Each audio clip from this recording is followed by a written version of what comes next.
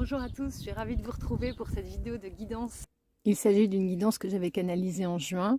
Si ça vous intéresse, je vous mets le lien de la vidéo que j'avais publiée. Et comme pour beaucoup de guidances que j'avais canalisées cette année-ci, on est en plein dans ces énergies-là actuellement. J'ai donc recréé une capsule spécialement sur le sujet.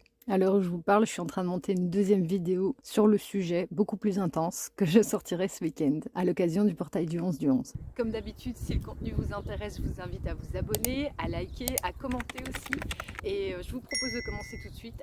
Est-ce qu'on peut avoir un conseil, une énergie par rapport au féminin sacré justement? Voilà. Alors il y a celle-ci. Ah ben justement, on parle de communication et c'est la carte Les paroles de la déesse. Exprimez-vous librement, dites votre vérité. Donc on est en plein dans la carte de la communication avec l'impératrice. Donc il y a cette couleur bleue en plus sur la carte qui est vraiment la couleur du chakra-gorge, qui est la couleur de l'expression.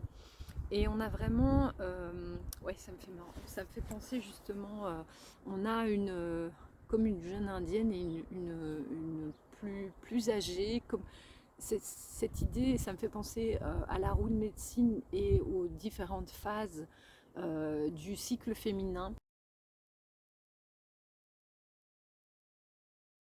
et des étapes de vie aussi de la jeune fille à la sorcière en fait. Et peut-être aussi qu'il est temps d'assumer notre sorcière intérieure,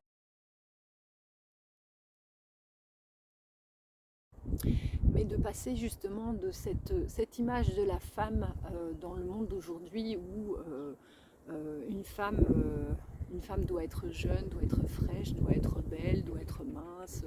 Bon, il y a quand même beaucoup qui est porté sur le, comment dire, sur l'apparence et de vraiment pouvoir assumer pleinement.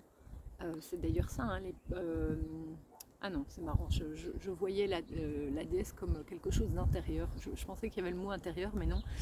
Donc les paroles de la déesse, c'est vraiment retourner dans notre intériorité et exprimer cette sagesse intérieure. C'est ça que je ressens avec cette carte et qui est liée aussi à la roue de médecine où la roue de médecine et les 4 phases du cycle féminin qui sont liées aussi aux phases de la lune, que ce soit de la nouvelle lune à la pleine lune en passant par les croissants. Donc ces 4 stades du cycle féminin aussi, et avec chaque fois leurs énergies propres et leurs capacités, leurs dons, et de vraiment aller assumer ça pleinement en fait. Donc on a à l'est la saison du printemps avec l'énergie de la jeune fille, au sud la saison de l'été avec l'énergie de la mer, à l'ouest la saison de l'automne avec l'énergie de l'enchanteresse, et au nord la saison de l'hiver avec l'énergie de la sorcière dont il est question ici. Si ces archétypes vous intéressent, dites-le moi en commentaire, je vous ferai une autre vidéo sur le sujet. Donc on avait ici cette carte de l'impératrice et de cette féminité pleinement assumée en fait. Et je disais, c'est une femme de pouvoir. Et donc on le retrouve ici avec la femme sage indienne. Hein. Il y a vraiment cette idée-là. Il y a cette notion aussi de parler, d'exprimer notre vérité. Je vous disais, on voyait de la plus jeune à la plus âgée au niveau du transgénérationnel ou au niveau familial, de pouvoir exprimer tout ce qu'on a toujours contenu. C'est vrai que l'éducation et la société de manière générale nous demandent de nous taire, de ne pas dire, pour éviter les conflits, pour maintenir l'harmonie dans la famille ou au sein de nos relations. Et donc il y a vraiment cette invitation à exprimer de manière juste et alignée ce qui n'est pas ok pour nous et comment on se sent et quels sont nos besoins. J'en profite pour vous partager la canalisation que j'ai reçue au mois d'octobre qui est en droite ligne avec ce sujet-là, une forme de wake-up call des piliers de lumière. Il n'est plus temps de chercher de l'appartenance dans notre foyer originel ou notre famille biologique à n'importe quel prix. Il n'est plus temps de chercher de la reconnaissance chez des proches qui n'ont pas la capacité de comprendre qui l'on est. Il n'est plus temps de se fourvoyer dans des jobs alimentaires.